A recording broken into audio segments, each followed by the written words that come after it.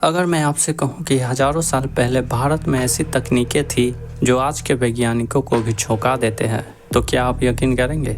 ऐसी मशीनें जो बिना किसी ईंधन के उड़ सकती थी, ऐसी धातुएं जो कभी जंग नहीं खाती और ऐसी सर्जरी तकनीक जब दुनिया के बाकी लोग साइंस का एस भी नहीं जानते थे। क्या ये सब सिर्फ एक कहानी है या सच में हमारे पूर्वजों के पास वो रहस्यमय ज्ञान था जो अब खो चुका है? पर भारत का वो ज्ञान लुप्त कैसे हुआ? आज हम आपको बताने जा रहे हैं भारत के उन गुप्त विज्ञान और तकनीकों के बारे में जिन पर आज भी रिसर्च हो रही है और जिनके रहस्य सुलझाना अब तक असंभव साबित हुआ है। तो वीडियो को अंत तक जरूर देखें। वैसे तो हमारे देश के पास प्राचीन समय में भी बहुत सी उन्नत तकनीकें थी, पर हम इस वीडियो में बात करेंगे 4 ऐसे विज्ञान और तकनीकों की जो प्राचीन समय में भी अब के मॉडर्न साइंस को टक्कर देती है। पहला है वैमानिका शास्त्र। क्या प्राचीन भारत में उड़ने वाली जहाजें थी?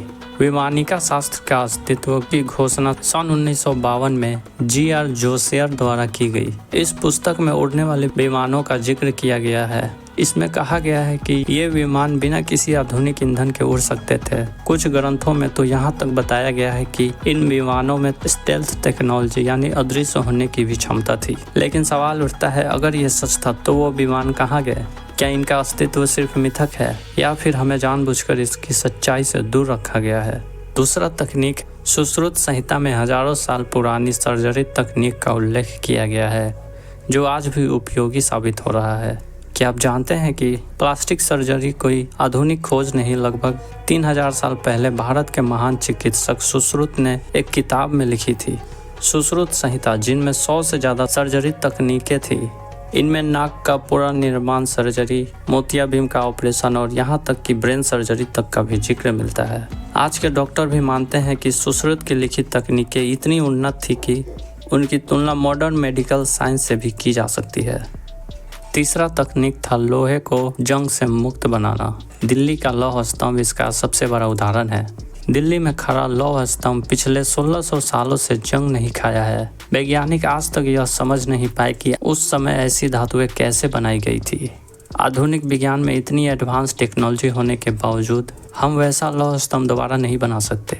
क्या हमारे पूर्वजों के पास कोई गुप्त ज्ञान था जो समय के साथ खो गया? दोस्तों, अगर आप चाहते हैं कि इन सभी पर सेपरेट वीडियो भी आनी चाहिए तो हमें कमेंट में ज़रूर बताएं। चौथे विज्ञान की बात करें तो वो था खगोल विज्ञान। क्या हजारों साल पहले ही ब्लैक होल की खोज हो चुकी थी? आधुनिक विज्ञान को ब्लैक होल और ब्रह्मांड की उत्पत्ति के बारे में जानने में सैकड़ों साल लग गए, लेकिन भारत के प्राचीन ऋषि पहले ही इसे जान चुके थे।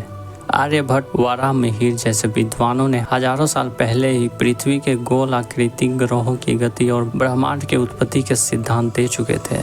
यहाँ तक कि उनके कुछ ग्रंथों में सिंग विवर मतलब ब्लैक होल जैसी अवधारणा का भी जिक्र मिलता है। लेकिन सबसे बड़ा सवाल यह है, अगर प्राचीन भारत में यह सब कुछ था तो वह ज्ञान कहाँ गायब हो गया? क्या यह सच में मौजूद था या सिर्फ मिथक है, या फिर किसी साजिश के तहत हमें इन ज्ञान से दूर रखा गया? आज विज्ञान धीरे धीरे इन्हीं प्राचीन तकनीकों पर रिसर्च कर रहा है, तो क्या आने वाले समय में हम इन गुप्त विज्ञानों को फिर से खोज लेंगे? आपका इस बारे में क्या मानना है, हमें कमेंट में ज़रूर बताएं। अगर आपको यह वीडियो पसंद आई हो और आप चाहते हैं कि ऐसे और रहस्यमय वीडियो आपके पास सबसे पहले पहुंचे तो अभी लाइक करें और चैनल को सब्सक्राइब करें और इस वीडियो को शेयर करना ना भूलें। मिलते हैं अगले वीडियो में।